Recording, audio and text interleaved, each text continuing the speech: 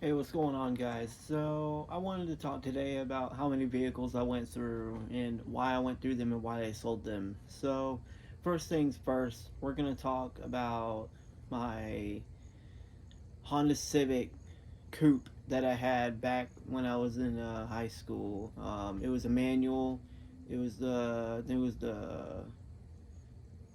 B series or D series, whichever one it is. It was stock and manual. It was lowered, had rims on it. It was white. It had one speaker that worked in it, so I can only jam to one speaker, and it was blown. So like when you would jam it, it would be like, so it never really worked that good. I drove that back and forth to work. I'm at school, and while I was trying to leave school one day, a dude hit it, and after he hit it, we had to do an insurance claim. He tried to claim that I hit him, and he hit me, and we went through that whole process. Then I won, and I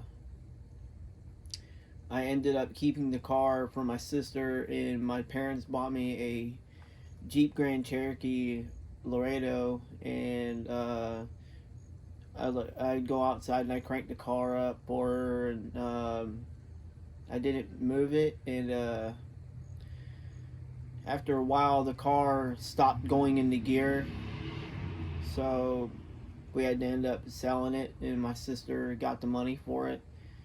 The Jeep, I had fun in it. I went off road with it with my friends and drove it back and forth to school for a good while.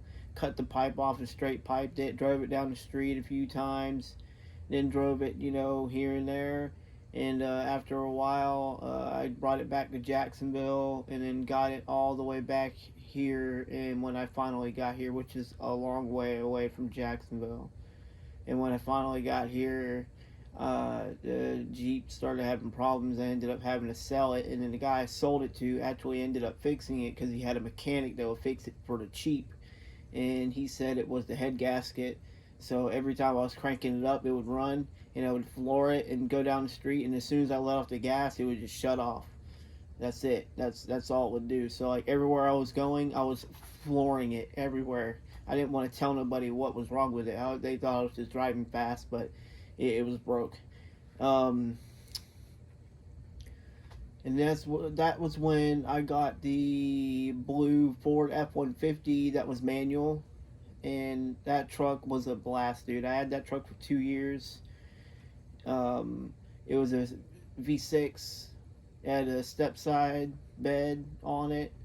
It was a short bed. It wasn't long, and it was lifted and had 35-inch tires and was straight pipe. So like when you would roll the window down, I'd actually hear it. I rarely ever heard the rumble of it because like I would hear it, but I couldn't like actually like hear it because the exhaust went to the passenger side, and when people would get in the truck with me, they would roll the window down.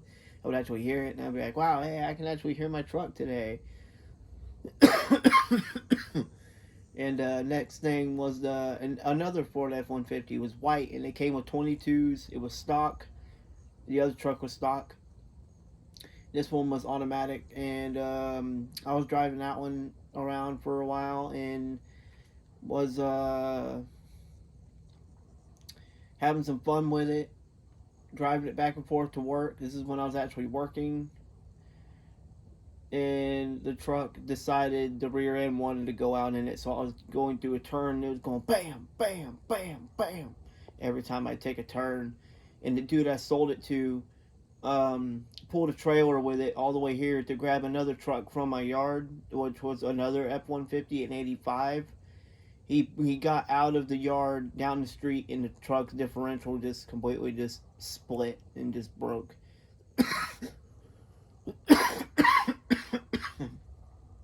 Excuse me. And when he let's see, after that it was the